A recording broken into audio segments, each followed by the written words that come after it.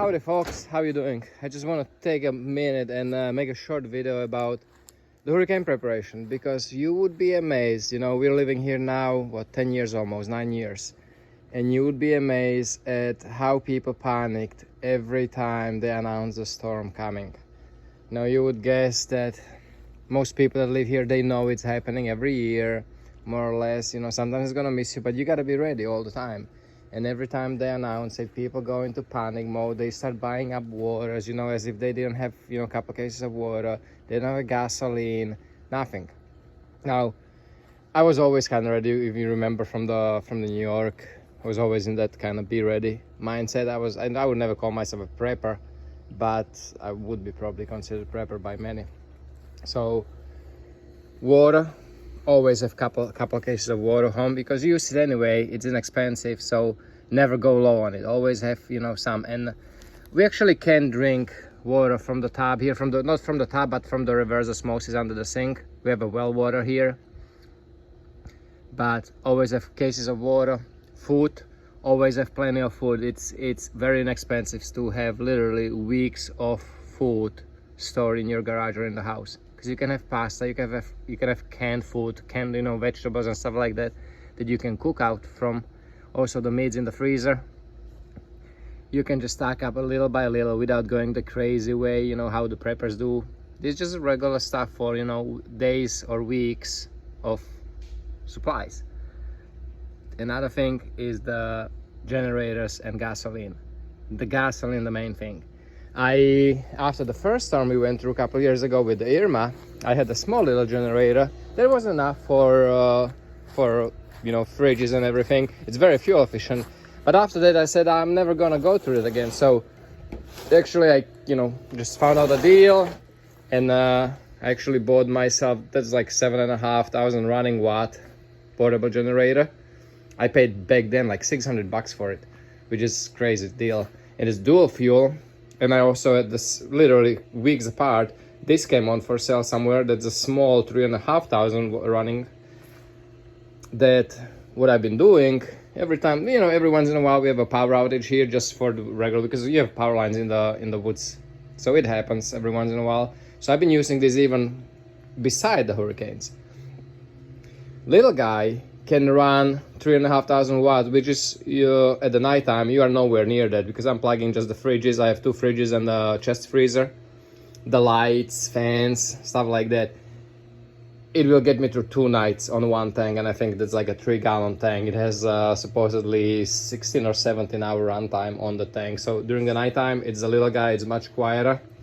And during the day, that guy can more or less run the whole house. It used to be able to run even the AC and all the water pumps and everything. I just had to make sure nothing starts at the same time. But we had to replace the AC last year, and I think the AC has a little more draw power, so it actually wasn't able to power up. It probably might have, but it just kicks in. When it kicks in, it shuts off the digital thermostat, and it shuts off the whole system. But more or less it can run the whole house, which AC isn't that important. It's just water and all the other stuff that is important.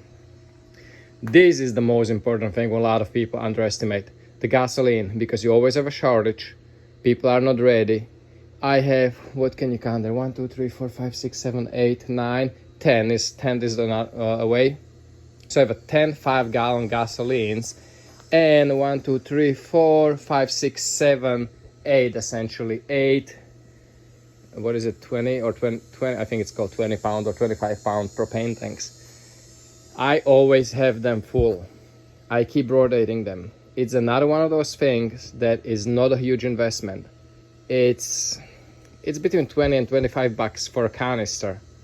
So over time you just keep adding more, or if you find a deal somewhere, you buy more, and you just buy the gas little by little, but you always keep them full and rotate them. I don't even use a stabilizer. I just rotate it, take the 2 old ones from the back, put it in the car, refill it, keep rotating them every couple months.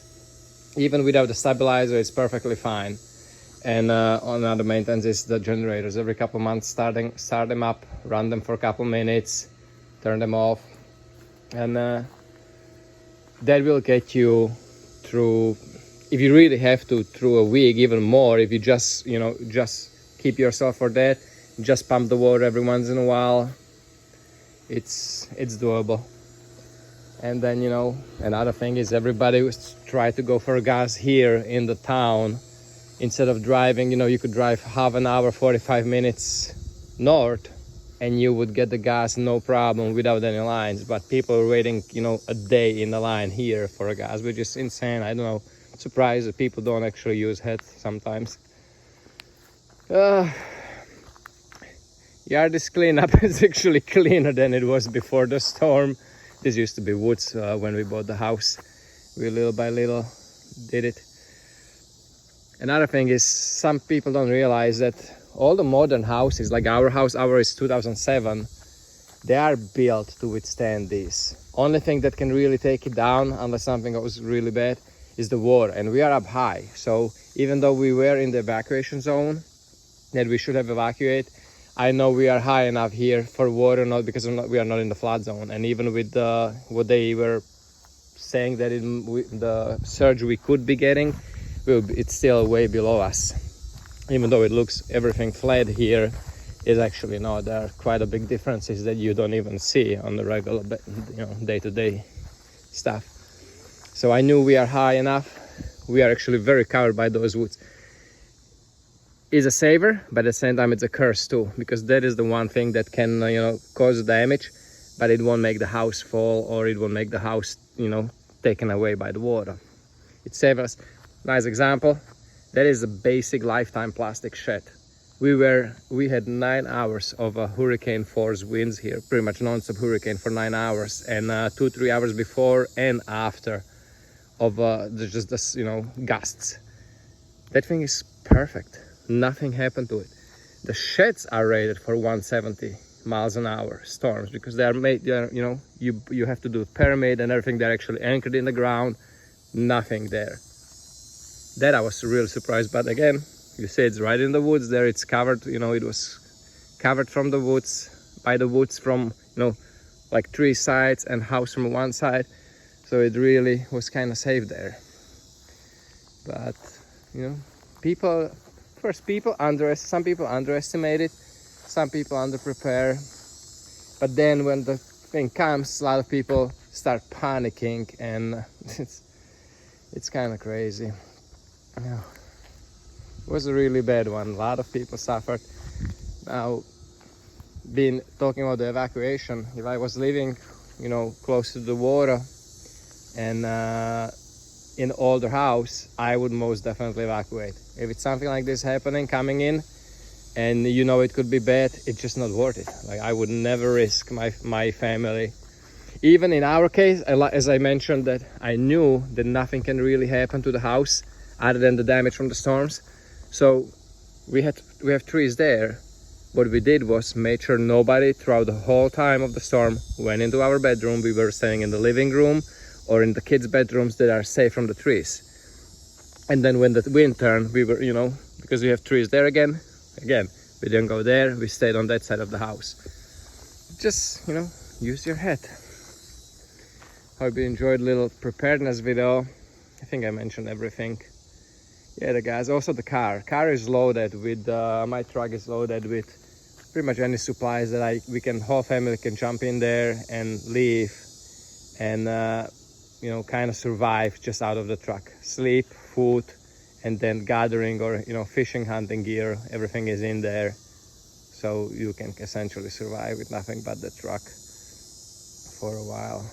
All right, hope you enjoyed it, folks. Oh, it was actually a little more than a short video I planned. Hope it will go through. Thank you, take care, stay safe, and remember, don't cut yourself.